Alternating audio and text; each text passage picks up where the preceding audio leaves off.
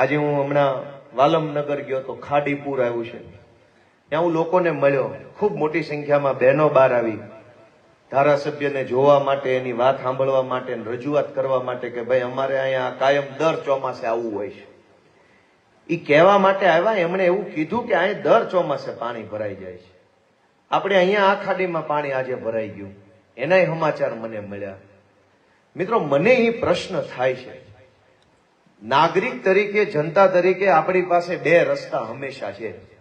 કાં એવી મહેનત કરો કે પરિસ્થિતિ બદલાઈ જાય, અને બધી મહેનત કર્યા પછી પરિસ્થિતિ ન બદલાય તો એવી મહેનત કરો કે સરકાર બદલાઈ જાય. દર ચોમાસે જો પૂર આવતું હોય, દર ચોમાસે પાણી આવતું હોય, છતાંય પરિસ્થિતિ ન બદલાતી હોય તો ક્યારેક તો સરકાર બદલવાની કોશિશ કરો દોસ્તો.